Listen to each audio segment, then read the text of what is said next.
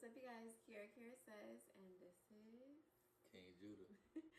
this is Judah, my husband.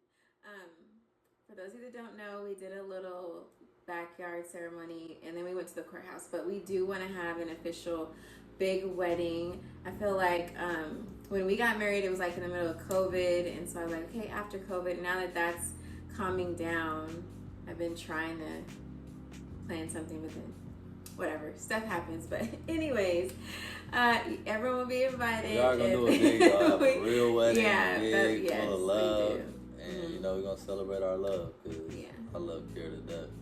I love you too. Yeah. Okay, so I'm gonna start. We have two different memories of everything, but my memory sucks. So yours is probably better. Mine is crystal clear. I know exactly how it happened because I was the narrator, making shit happen. But I remember the day. Because I was shopping. I was in Forever 21 shopping for the outfit for my senior trip. Yeah. And so I was 18. He just walks up to me, and I just remember there were like other guys with you. Like it was a group of you. And I was there with my mom. So it was was a young so bull weird. walking through the mall with my boys. And I seen her, and instantly, I'm with 8 dudes. And Kiara is beautiful. So I made sure that I was the one that went and said something. Instantly, I had to just go straight up to her. I beelined it straight to her. But when I seen her, I got tunnel vision. I didn't even know you was with your mom. Oh. And I went straight up to her and I told her, you were so beautiful. I know. That's ingrained in my memory. Then I just walked off. I didn't ask for a number, nothing. I just walked off. And, that was the last time I seen her up to that point. Yeah, and I always wondered why we never spoke after that. Because I'll never forget that moment because it was just so, imagine you're at the mall with your mom and then, that's just really random. But we never exchanged numbers. Okay. And about 4 or 5 months went by, and I was up at Fresno City, doing my thing, and she was at Fresno City going to school. Mm-hmm. I wasn't. She was. And he said the same thing. And I seen her again. And when I seen her, I'm like, ooh, there she goes. So I beelined it again, straight to her, nothing else mattered. I beelined, and I said, you remember me? She said, yeah, I remember you. And we just started talking from there. She was there on a Monday, so I know the schedule was either Monday, Wednesday, Friday, or Tuesday, Thursday. So the fact that she was there on a Monday, I knew that she'll be there every Monday, every Wednesday, and every Friday. So I went out of my way to be up there 30 minutes before she went to class so I could meet her and walk her to class every day. And I thought you were a student. And she thought I was a student because I got a backpack and everything. So I was up there making friends and everything. But as soon as she came, as soon as I seen her, everything stopped. And I really wanted to get to know her because she was just the beautifulest woman I'd ever seen, and she was so sweet. When you get to, you guys know. You're sweet too. I am. I'm really sweet person. And I thought you were really attractive too, even though I wasn't really talking to guys. Yeah, she was talking to a girl at the time, I was talking to her. I don't know if she was talking to me. Yeah. When Kiara talking to someone, she's super focused on that person. Yeah, so I get I feel like I was working extra hard. Don't like me back. I'm like, I tried. And that's how I felt about you. Oh, really? Yeah, she wasn't really super into me like other girls. Any other girl I talked to would be into me. And she really was just, going to school, just focused, Well, because I was talking about because I had a crush on the other girl. But we would all hang out. Me, the girl I liked, and then him. Yeah. And then I thought I was so But oblivious. the girl that she liked was nonchalant, trying to play cool, Kiara wasn't all that. And here I am right next to her, yes, she is, she is but all I that. Didn't know that. And the girl, she didn't know, but the girl was picking up on it, damn, she was kind of trying to throw me off of Kiara, say little shit about Kiara, and I'm like, you're lame, and I don't care about what you saying, cause I knew what I seen her soul, she was so sweet and so beautiful, I had to have her, but at the same time I wanted to be patient, cause I was messing up back then, and I wasn't the man you see before you today, you dig? I was a young, immature version of this. So wait, were you single? I was on and off at that point with my ex, and I think I was off when we met, but then we got back on.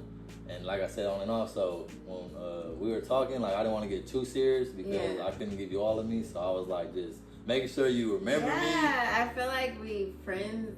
Yeah, did I friend zone you? We friend zone each other. Yeah, because I didn't want to go too hard and like, you know. Yeah. And you might fall in love with me and I can't even be I'm not even available. So I like just make sure you knew who I was and you see my soul, my spirit. But I just. But still, for me, not really. I don't find men attractive. It's very rare, but like I did feel that way about you. Yeah. But I was just like completely like. Yeah, she wasn't tripping. She moved away. We kind of stopped talking. She moved away. How long? It's like 6 years. Like 5-6 years. More, so 7. I seen her at the mall. 4 or 5 months went by, and I seen her. I gave her a compliment and just let it go. Seen her at City. We started talking, kind of dating, not really though. And then let it go. And then 4 or 5 years, 6 years went by. Yeah. And then we reconnected again. So this is 3 times that we done reconnected. You know, they say if it's real love, you can let it go and it'll come back to you. I know. I'm so proud of us for that. Because if we would have tried then, it would have never worked. I was way too immature, and I was on some other shit. I was too. And I know one thing I did notice is even though I was very immature and I still was trying to be like, you know, a little player, keep my player ways about me.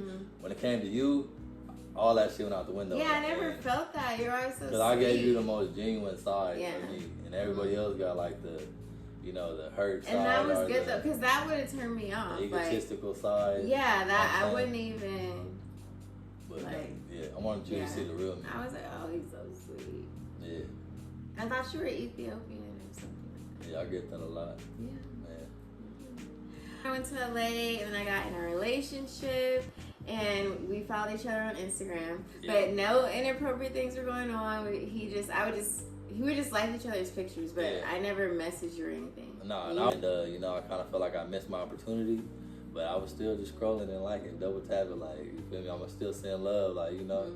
And then my last relationship ended.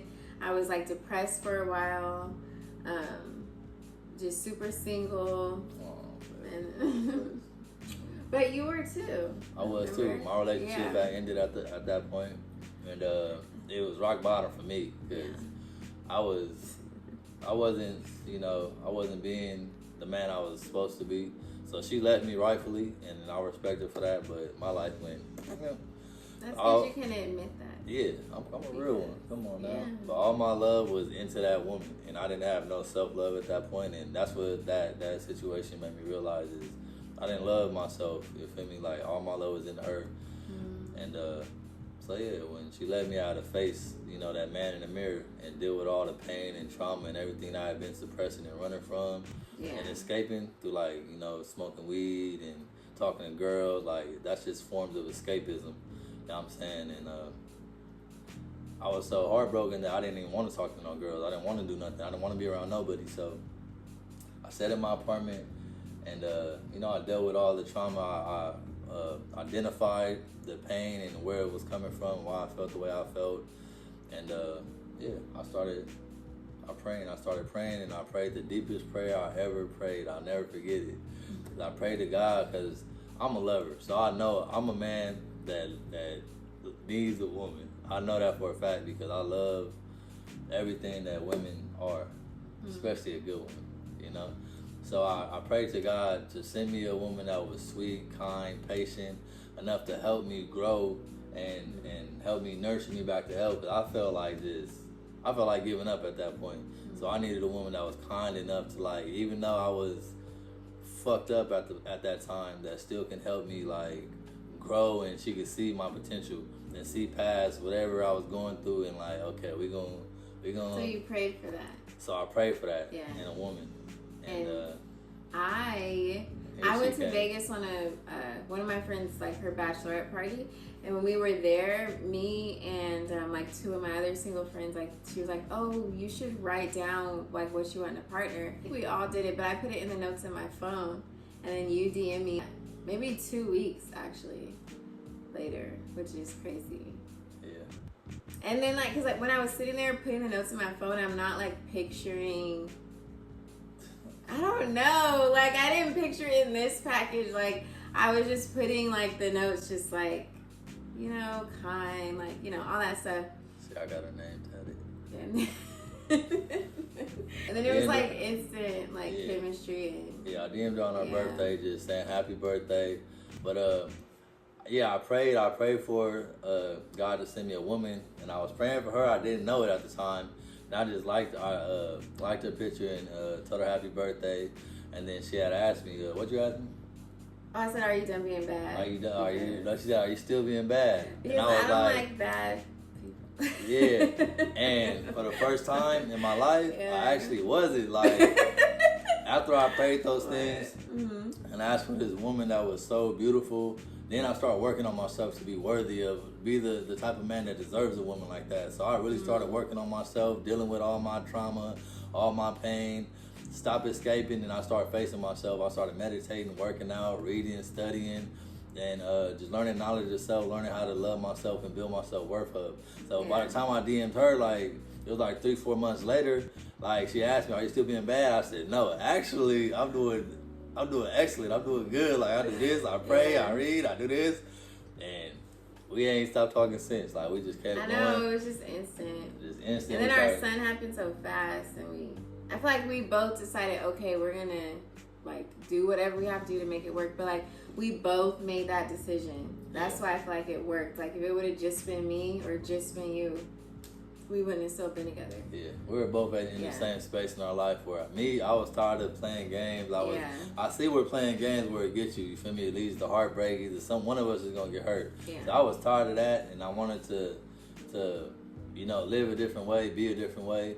And when I met Kiara, the one thing I noticed is that she made me want to be better. Like, instantly, like, being around her, she makes me want to be the best man I could be. She makes me want to work out. She makes me want to be strong. She makes me want to be a stand-up man. You feel me? Just naturally. Like, her divine feminine makes me want to be my divine masculine. You know what I'm saying? I love that. I love that because everything just comes natural. And I think I was just ready for, like, stability, peace. Like, I'm a lover. I'd rather be in a relationship than not. But it is good to, like, I'm happy that I had that time to find myself and grow. And, like, I went through what I went through. It's, like, kind of polished me up, like, you know, because I did learn some, like, negative things about myself from my last relationship that I feel like I worked on, and it made this one better. But I do, I'm definitely, like, a relationship type person, and I just wanted that again. Like, you know what's a big thing, like, I wanted to mention this video, like, that I think I've never done in any relationship that I feel like really helps us is we have, like, open, raw conversations and say stuff even if we think it's gonna hurt the other person's feelings, because I'm, like, kind of a people pleaser, so I always, like, hesitate to say something that I feel like could make someone feel uncomfortable in any way. But with you, I can just say it. Yeah. And so, yeah, because iron sharpens iron, so we make each other better in our communication. Like, people don't realize when you communicate the hard things in a relationship, like, once you get through that communication on the other side, it's so much better. On the other side. That's the cheat code. It brings you closer every time we have an uncomfortable conversation, or I fuck up or do something wrong, and then we talk about it, and, you know, I felt this way, this is why I did this, and, you know, this makes me feel this way. Afterwards, we get a better understanding, you know what I'm saying, and it brings us closer together. And, like, we rarely argue, like, once a year maybe, if that. So find someone you can, like, be honest with, even if it's uncomfortable for you, but when you finally let it out, if they let you let it out without getting defensive, you know, that's a really good sign. Right, and forgiveness is key in a relationship, but nobody's perfect. I came in with my own mindset. She came with her own mindset and her own perspective. So we gotta, like, it takes time to grow together. You feel me? So you can't rush it. And forgiveness and patience. And commitment. Commitment is like, all my energy is gonna go into this. There's no exit. And as a man, it's important to make up your mind on what you want. So you can focus, because when you are an unfocused man, it's like your attention is here, it's there, it's everywhere. It's like when you focus on one thing, one person, it's like your focus and your attention becomes so much more powerful. Yeah. And you become more powerful. So very. And then when you get to the other side, you can do all sorts of stuff and have all sorts of fun. Like that. Stop. Well, that's how we met. Yeah. And it was a love story. Yeah. Okay, so thank you guys for watching. I will be back next week. Let me know in the comments if there's other things you want us to talk about, or if you guys just like the vlogging or what. I just be posting random stuff right now. I'm gonna like see what type of videos are more popular, like the more I post, and then I'll like stick to one thing. But this was fun. Love you. Bye.